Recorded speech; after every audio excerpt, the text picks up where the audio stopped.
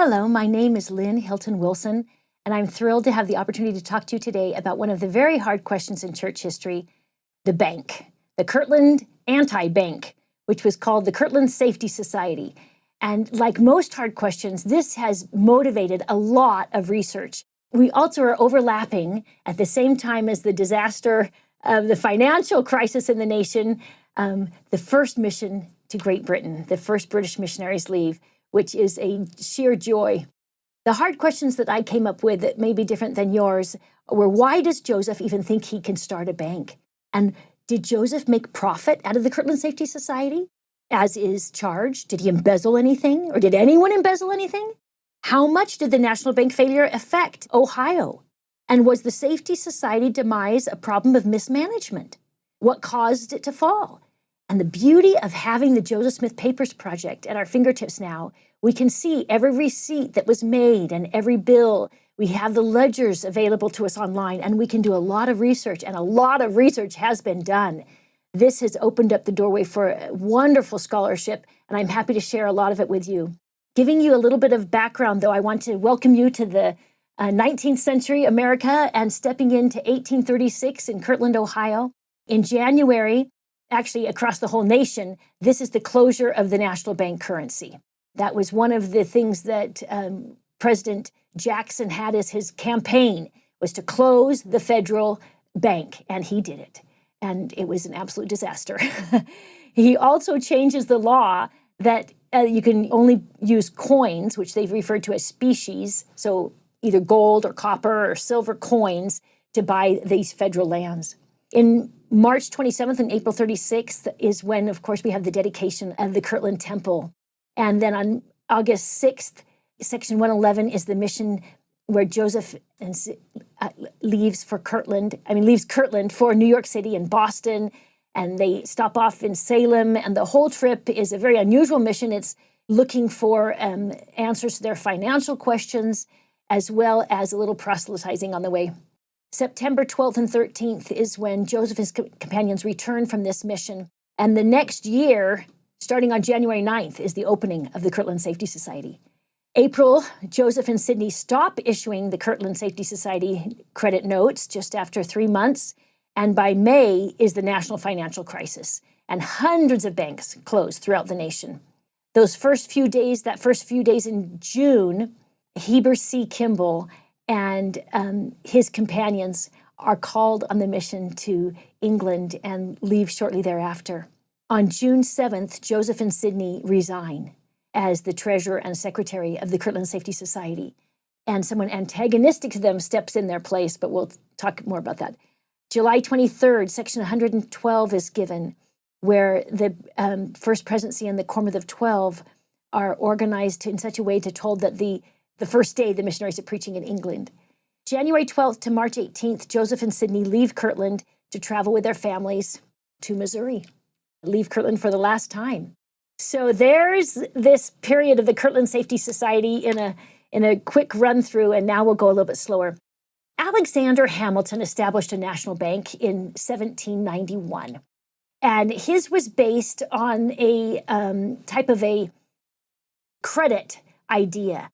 And he actually was very successful, except for one major opponent, who was President Jefferson, who wanted the states to have the rights. However, when the Louisiana Purchase came through, the nation all of a sudden is blessed with all this land, and they thought they would sell the land to pay back the national debt, and they do so, and they still have land available.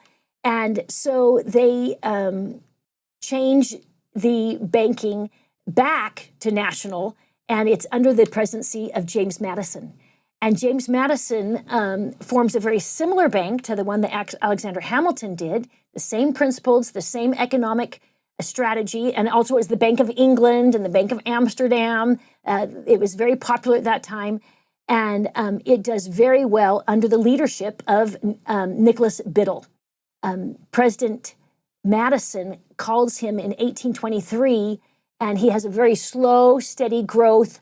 And by 1830s, he's got banks in almost every state and multiple banks in some states. Some of the newer states, like Michigan, didn't have one yet.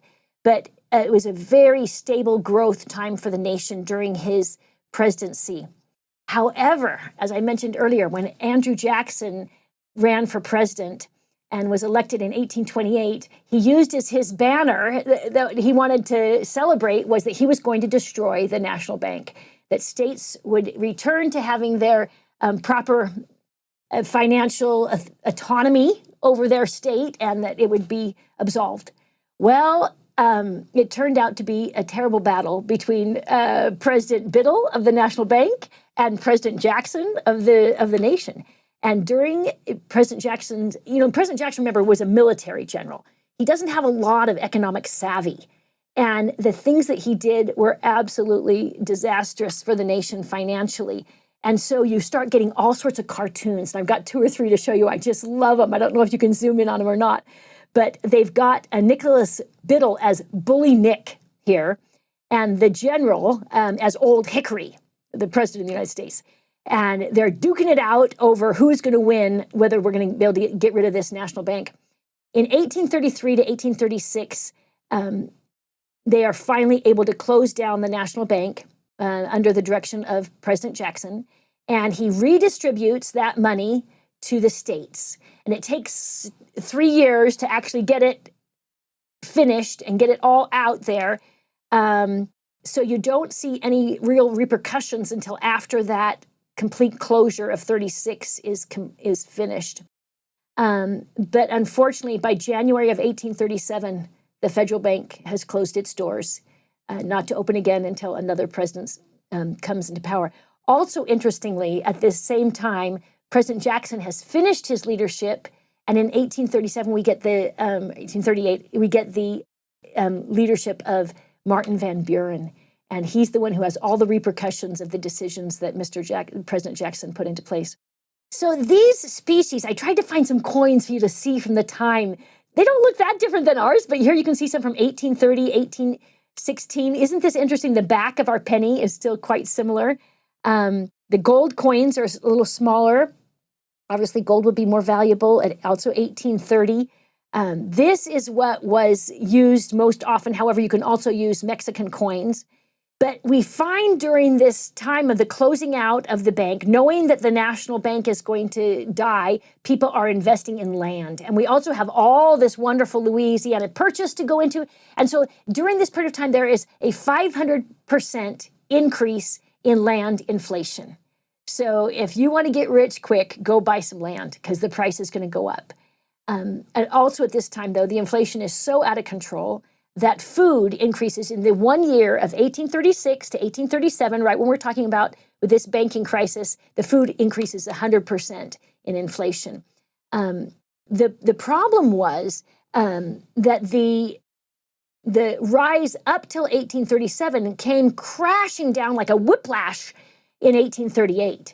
And you already were at 10% unemployment in 37, and it just crashed down after that, a terrible depression.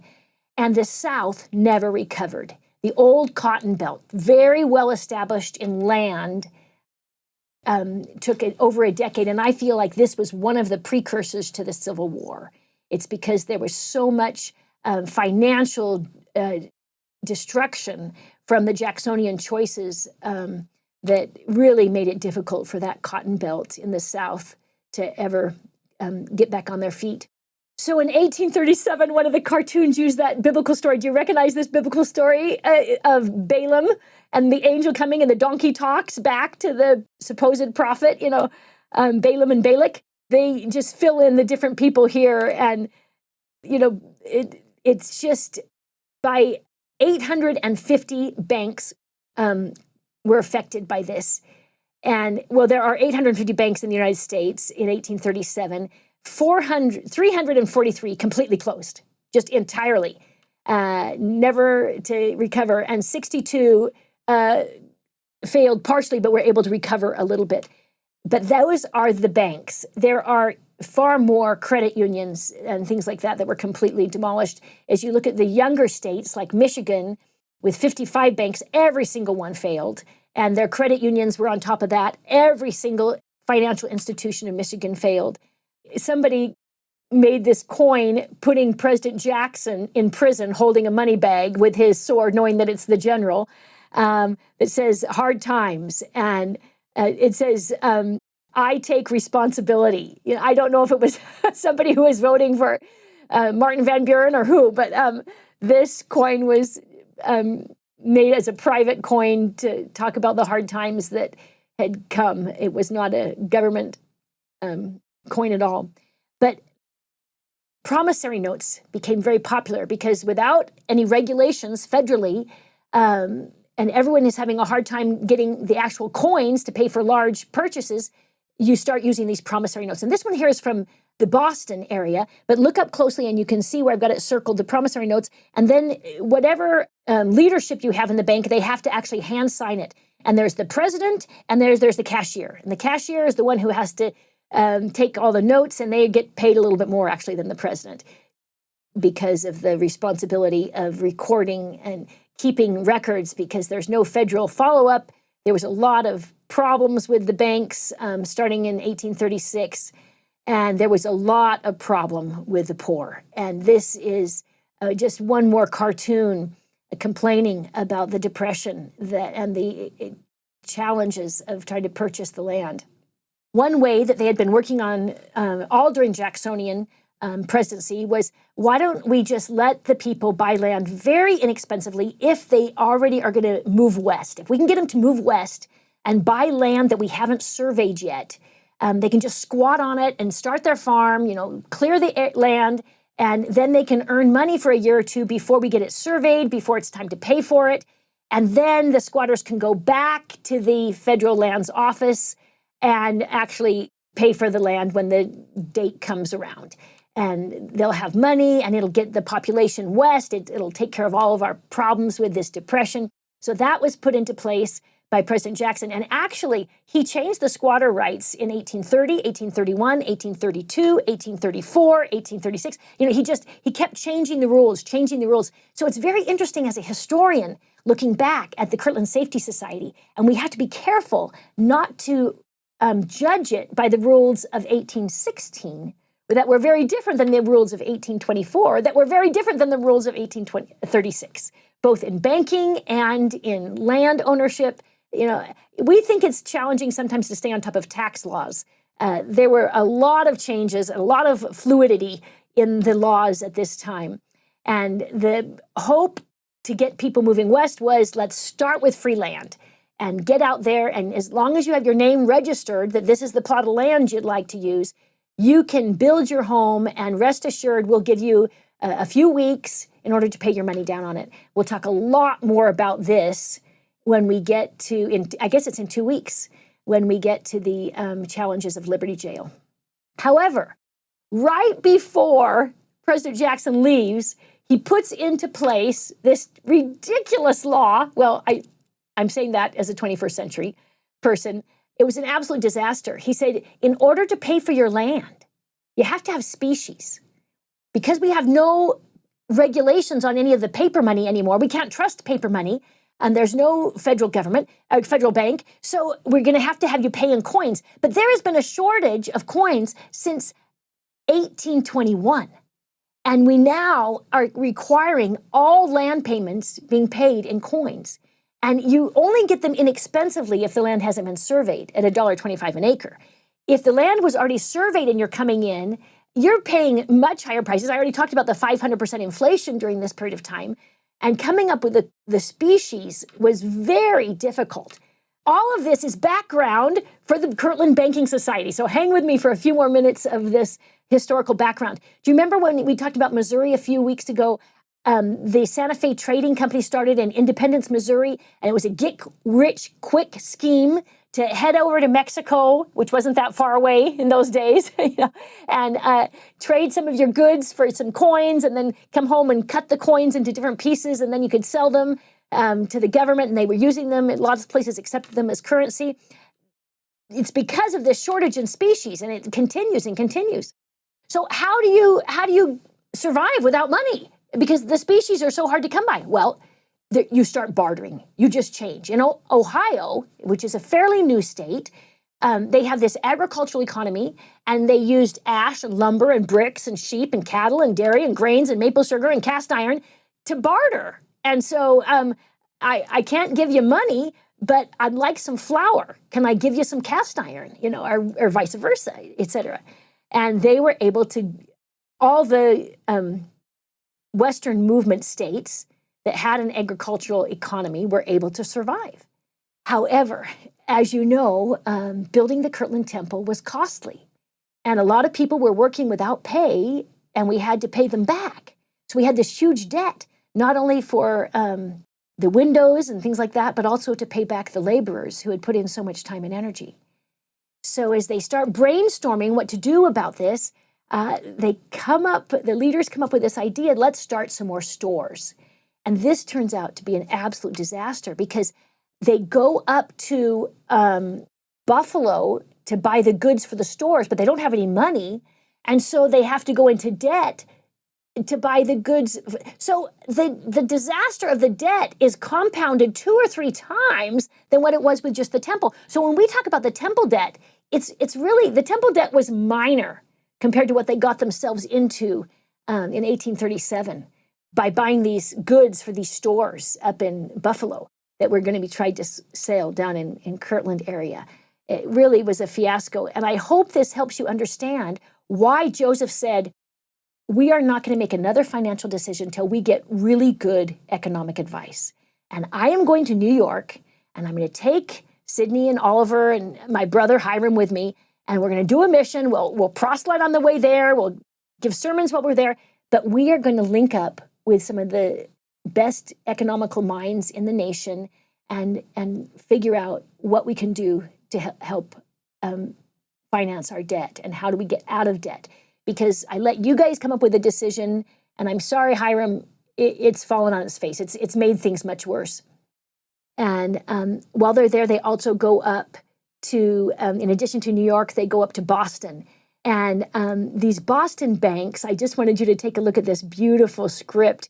By the time they leave and they have their advice, they also have their own pieces of paper for this idea of starting their own charter, or possibly a bank. They're hoping at this point it can be a bank. They're hoping to get the Ohio federal funding as part of their support for their own bank. But they stop in here and get a few bills printed themselves.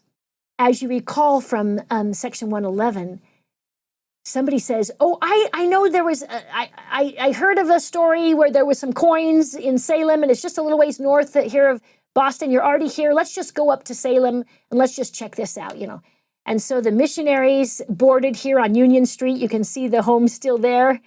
And we also are told that Oliver and Sydney visited this maritime museum. But the Lord tells them, I'm not mad at you for coming here. I realize you're in a very difficult situation, and the idea of getting coins was so valuable, it's worth the extra journey, just a few miles north. But the treasure I'm seeking in this city is not money. It's for the benefit of Zion, and many people in this city whom I have gathered out in due time for the benefit of Zion through your instrumentality. And of course, now we even have a temple in Boston. One of my daughters lives there, and I think it's one of the most beautiful cities in the state, in the nation. But I also feel like the trip was so discouraging for Joseph. And once again, he said, I'm going to stop following these lame brain ideas, and we're going to focus on what we were advised to do, the sound financial reasoning of the best economic advisors in the nation are saying to go ahead and start a bank. And everybody else is doing it as well at the time, which was part of the challenge. Joseph gets back September 12th and 13th in Kirtland, and he writes in the newspaper, the saints have neglected the necessary preparation beforehand. The rich have generally stayed back and withheld their money, while the poor have gone first and without money.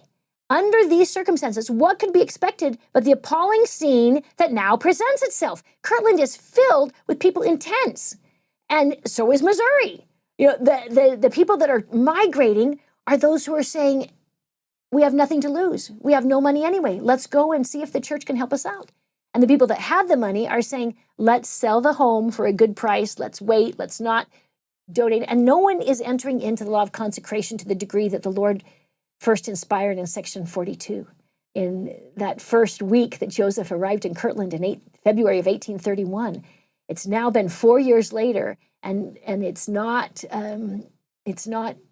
instilled in the hearts of the saints. There's too much Western Americana desire for materialism, especially with this increase in inflation. Everyone becomes a little more greedy.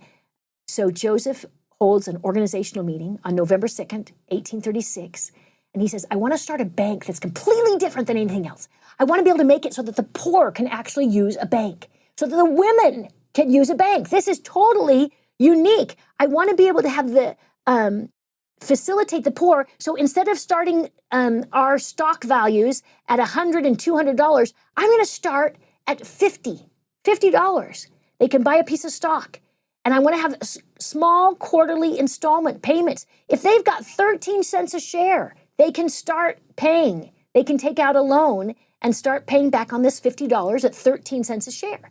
The share sold at 0.2625 per share, average, and to 525 on the face value. And it started out very well. Even though we're having skyrocketing inflation and horrific unemployment, it was organized on sound principles. It's very easy to go back and look at the books. If you're an economic advisor, like my son is, you can go back and do that, or like other people have done. Jeffrey Walker and many other scholars in the church have gone through meticulously and gone through these books to say, was it stupid? Was it prepared by a bunch of farmers? No, they followed the advice of those that knew better, and they started with a large amount of species. And Joseph invested a lot of, he invested the most. He invested over $1,310.18. And Sydney came in investing the second most at $751. Now, $450 of that 71 was Sydney's family tannery. And he tried to get the family to agree to offer the tannery in as part of the foundational investment for the bank. They started out with 36 subscribers, and these subscribers were made up of 17 women. And these 36 invested $4,000. Now, I just want to remind you, at the time, this is totally unheard of, to have women acting in the bank leadership. Was just quite surprising. In 1839 is the first time we have a statement that a married woman can actually buy property. That's 39. That's 2.5 years from now. In 48 is the Seneca Falls Convention. As I've said before, Joseph is the first feminist in the nation. And I believe Christ was a feminist before this, the first in the world, before Joseph. But, the vote doesn't come nationally till 1920. Joseph is way ahead of his time on this one. But there's a feeling of enthusiasm as the year turns from 36 to 37. The bank is getting ready to start, and Willard Richards, a convert recently, has come down to the Ohio area, and he says, this place is growing faster than any other within my knowledge. Sectarians build their own houses first, and then if a house for God's. But the Latter-day Saints first built the Lord's house, and now he's giving them an opportunity to build their own dwellings. So there is a deep-rooted understanding that God is running the show, and that we need to prioritize the Lord in our lives in some people's hearts. And one of them was Willard Richards. And as you know, he becomes a member of the 12 later on in a couple years. That December, before Congress closes for Christmas break, a stable constitution for the bank is written up, and Joseph assigns the charter to be taken up to Columbus, Ohio, the capital, to apply for some of the backing by the state legislature so that they can receive some of the federal funding that are going to go to state banks. There are 32 Safety Society directors. I mentioned some of those were women.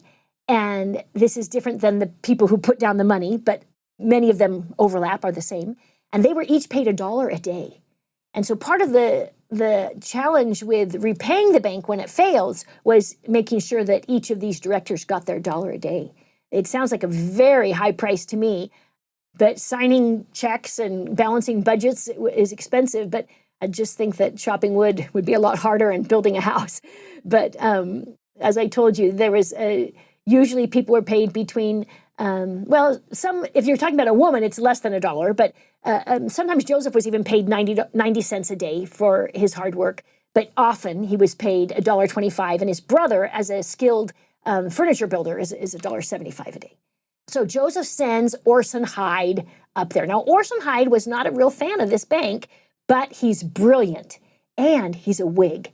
And political correctness is very important. And this little part of Ohio happened to be Whigs. And so Joseph and the team felt it was wisest to send somebody with that political conviction. And so they ask Orson to be the one to take it up and get there in time before the closure of the year, before the Christmas holidays, before the legislature stops for the new year, and get this on the floor. And there's a snowstorm. He's delayed a little bit, but more of a problem than Orson Hyde's inexperience and the snowstorm is that we have somebody who came first, and his name is Newell Grandison's. And Newell Grandison had a lot of friends in the political sphere, and he poisoned them. He spread lies. He denounced Joseph. He denounced the saints. And he went specifically to the people that were over the jurisdiction of where Kirtland resides and told them that the bank would be a failure, that they should never support it.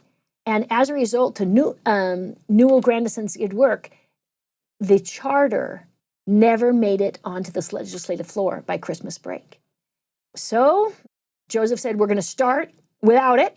We're in a desperate situation, and everybody else is starting their own charters. We're just going to do a charter, but we're going to go back for when it opens again, and we're going to try again in February. So we're going to start with a little bridge here, and hopefully we can get political backing then. Well, the problem was it was supposed to start earlier, but there was a political strike, so they didn't open. And as the nation is having this terrible whiplash from the highs and lows of inflation, the political arm accepts no more state charters for banks. So when they go back, they're unable to do it. And at the same time, Oliver goes up to Monroe County and finds a very well-established financial institution and says, would you like to partner? Can we work together? And here's what we've got in specie. Here's what our Constitution says. Can you? Well, they're all in favor. They think this looks great. And even those economic advisors who've looked at the 19th century Jacksonian economy look and say Joseph's bank was very conservative at the time and should have been able to go forward if we hadn't had some wolves in sheep's clothing. Just to let you know, the most money given to any bank at this time in Ohio was the Railroad Bank. And the Railroad Bank had this wonderful opportunity to take any land that they wanted. If they said, you're leaving, you're leaving. And they had nothing to stop them. And during this 1836, 1837 time period, even the Ohio State Charter Railroad Bank failed, as well as almost every other one. So I just feel like, once again, the deeper we look at the failure of the Kirtland Banking Society, the more compassionate and empathetic we become, and the more I feel like we've been throwing stones at the wrong image. And let's turn around and put a little more compassion rather than hard feelings. So the type of the company that Joseph said, if we can't get a state-sponsored bank, let's go back to the way Alexander Hamilton established the bank. Let's go back to the way James Madison established a bank. And this is the same one that I mentioned to you was in the Bank of England. It's also the Virginia Company when they first came over, and it's the Joint Stock Company. So that the founders, these group of 32, will equally share responsibility for the bank. And so you have to have an honest core group. And this stock exchange was going on in Amsterdam at this time. It was formatted in 1612. So all the kinks have been worked out. It's well running in many nations at this time, and that's the plan that Joseph moved ahead. So on Monday, January 2nd, they changed the name to the Kirtland Safety Society Anti-Banking Company. And then they had to change the name of the officers. Instead of being president and secretary, you now have to have a treasurer, and because you're no longer a bank, so you can't use those same terms. And they have to, all the bills have already been printed, and they've got to change the bills. And their goals have already been established, and they've got to change the goals because it's now an anti-banking company. So here's what you can see. You zoom in here and take a look. Joseph, the first run, he gets $10,000 of these $1, $2, and $3 bills. I told you that he wanted to start low. And so if you look closely, you can see the signing initially is the president, that's Joseph Smith, and the secretary, that's Sidney Rigdon there, on this bill. Now, Joseph said, we ran 10,000. And now that we have the Joseph Smith Papers projects, we can go back and look. We find records for 10,000.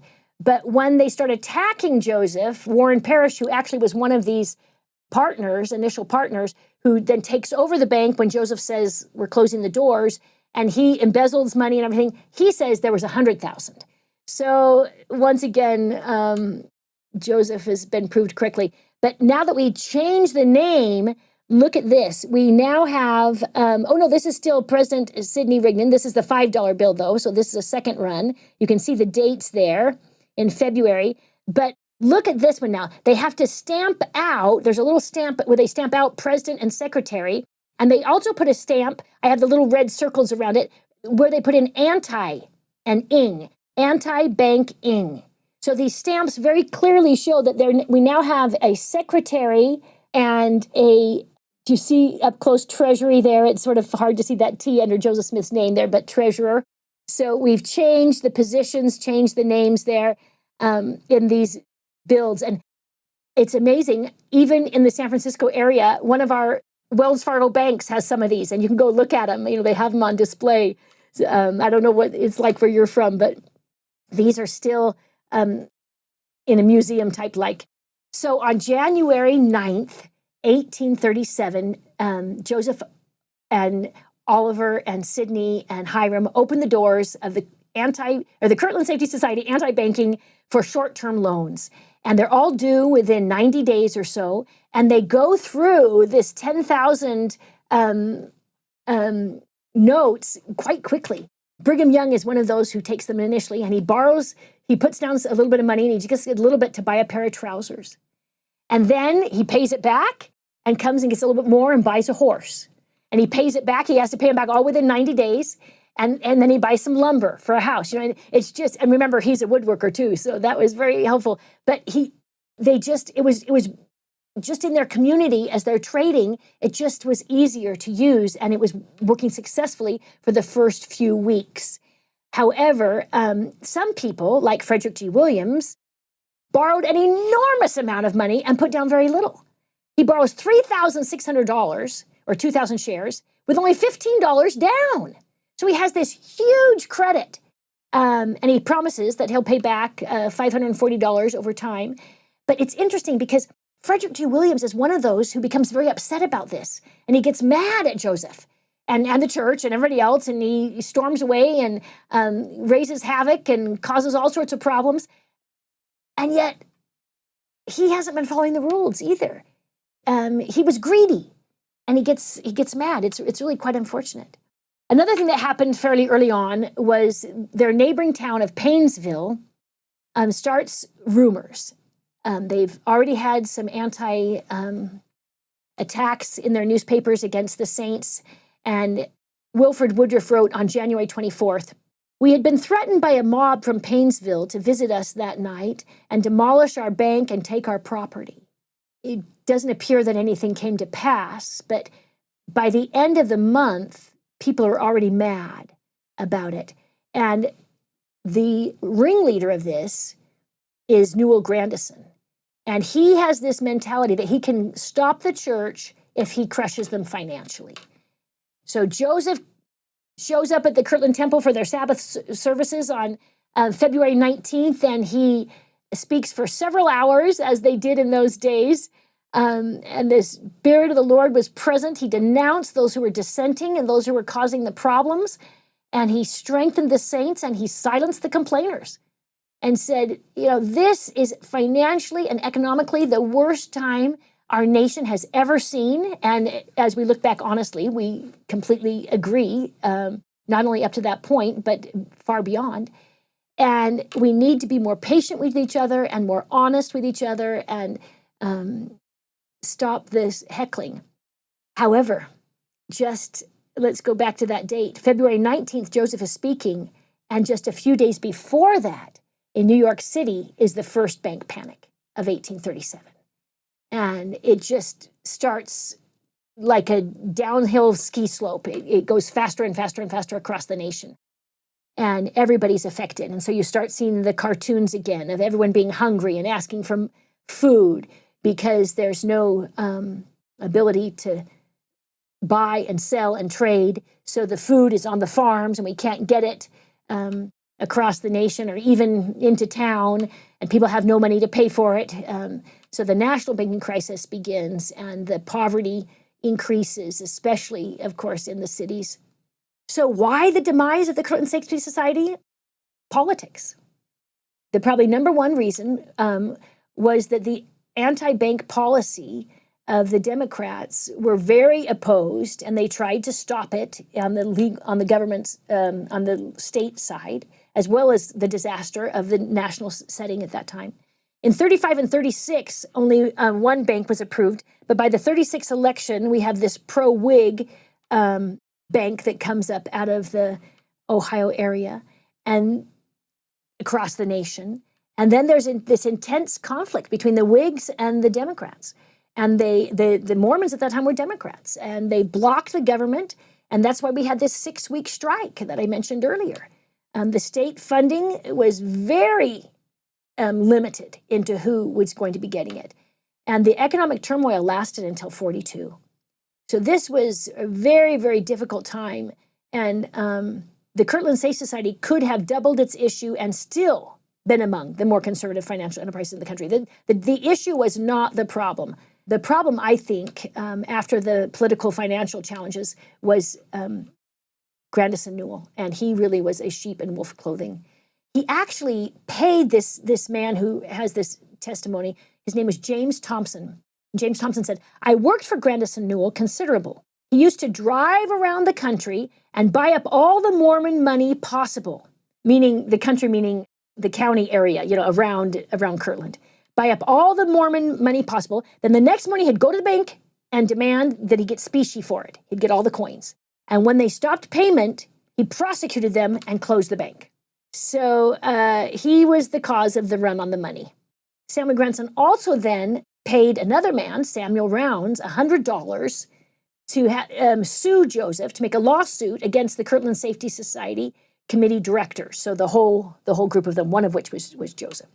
And by October 27th, 1837, that comes to pass. But the problem is, as we looked at it, as historians have looked at this prosecution, we are looking at the 1816 laws without realizing that during Jacksonian economics, things were changed.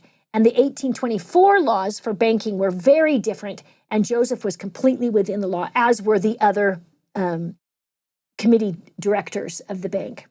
But Eliza R. Snow says it's really not that. It's not just the political. It's not just that we had a big bad wolf in our midst. It's materialism. And this is what Eliza R. wrote. "As the saints drank of the love of the Spirit of the world, the Spirit of the Lord withdrew from their heart, and they were filled with pride and hatred toward those who maintained their integrity. Financial speculation soared, including among some church leaders. Some worried about the possessions and money more than helping the poor and building the kingdom of God." And that is a real challenge. We know that Satan, it's Hugh Nibley who says Satan's first article of false faiths is you can buy anything in this world with money.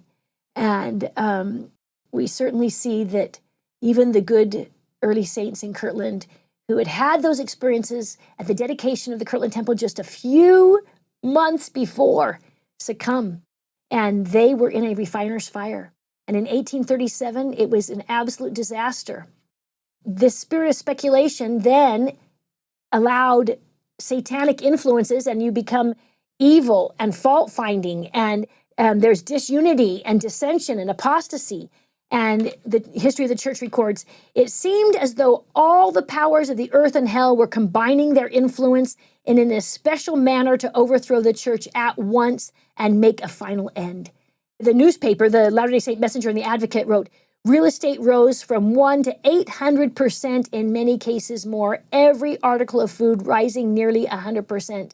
This was just a terrible time. And during this period of time, everyone's coming up with these bogus ideas. And one of them is the state of Ohio versus Joseph for threatening to take a life. And as you read into this hearing from early June, during the banking times when they're in the closed rooms and they're talking about solutions, Joseph says something and someone takes it out of context and blows it up, and now he's being threatened. He's being charged for threatening someone's life. It was just really sad. So by June 8th, Joseph and Sydney step down. They close the door. They say the bank did not work. We're in worse shape now than we were before. We thought we were bad with just the temple debt, and then we got ourselves into more debt. And now, with the conditions, we've got ourselves into more debt. They step down, but other ones of those committee directors who were mad at Joseph step in and take their place. But they were not as honest. At this challenging time, just 4 days before Joseph steps down, he's in a church meeting. He's sitting next to Apostle Heber C. Kimball, and the Lord whispers to him, send Elder Kimball to England. Now, I think I would have said, oh, no, you don't. I've got 2 apostles who are loyal to me here in Kirtland right now, Brigham and Heber. They're best friends. They can't be parted. And I need some help here. I've got everybody fighting me. Most of the 12 are down in Missouri. John Boynton is left, and I just can't do this. Well, no, Joseph did not say that. Joseph said, Heber, pack your bags. Heber said, I can't. I love my wife. And all the missions before this time were these short little distances, just a month or two within the States. They're hardly short distances, but they're not 2 years is the bottom line. And so he packs his bag. He and his wife, who are very, very dear. We have some of the best love letters ever by their correspondence on both missions, this one in 1837, and then when the whole 12 go together in 1839, we'll hear about that in a couple weeks, but they arrive July 20th, and extremely successful mission. And the hardest thing about sending someone away became the salvation of the church.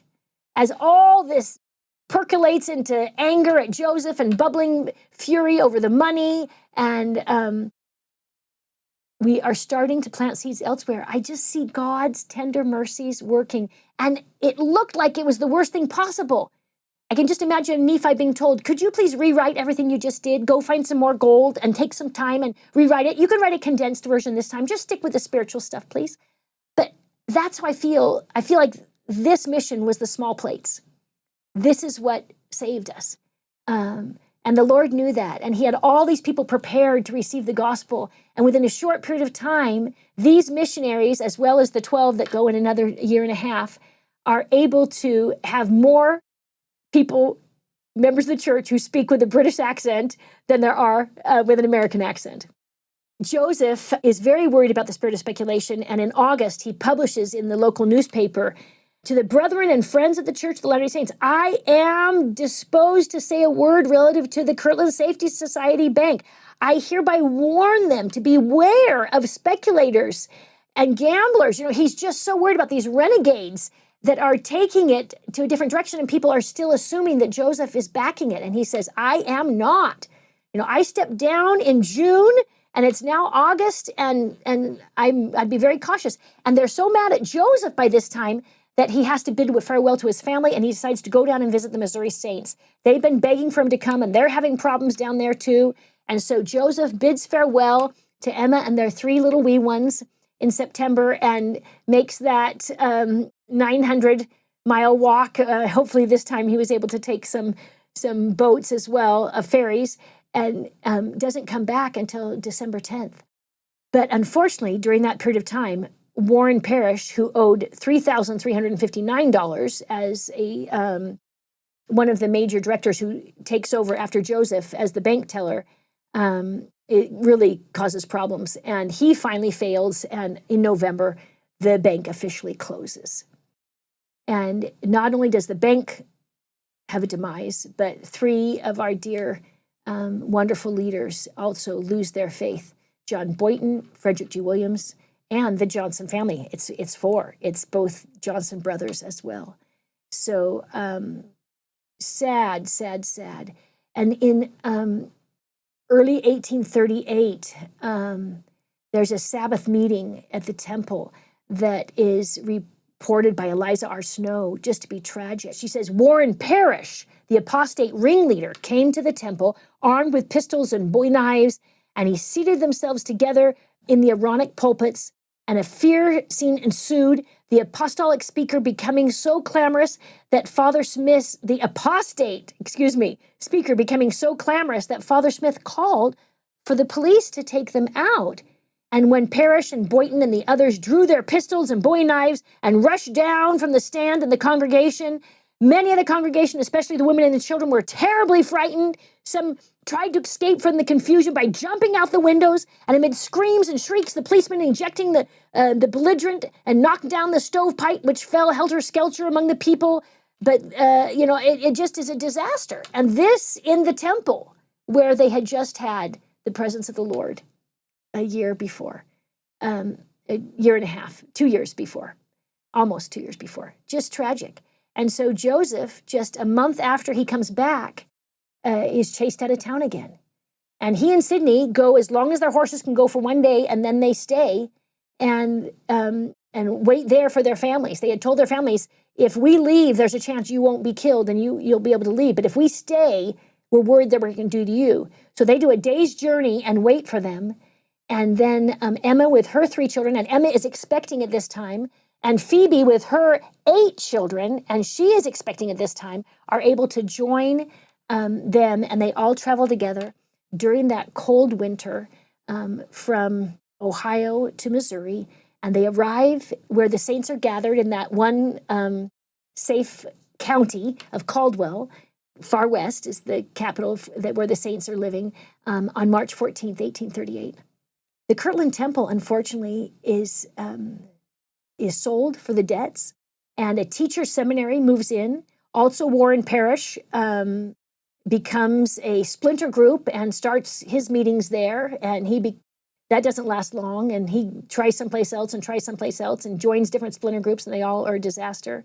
But in England, during all this turmoil that Joseph is dealing with, the Lord had prepared saints and prepared people to hear the gospel, and the stories are miraculous. And I've got a whole lesson dedicated to these missions in Great Britain, so you'll have to wait for that one. But the sources on it are plentiful, and I hope that when you have hard questions, you'll look at Book of Mormon Central, you'll look at the Encyclopedia of Mormonism, you'll look at the Joseph Smith Papers projects and hundreds of other sources of firsthand accounts that will help you grow your empathy. And if we ask our questions with a meek and humble heart, with faith in Jesus Christ, asking questions can build faith instead of tear down faith.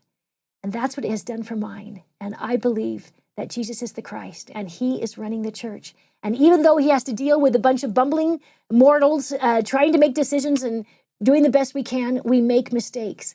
So let's have empathy and forgiveness for one another and strive to live the law of consecration so that we can be a people prepared for the Savior's second coming. I pray. In the name of Jesus Christ, amen.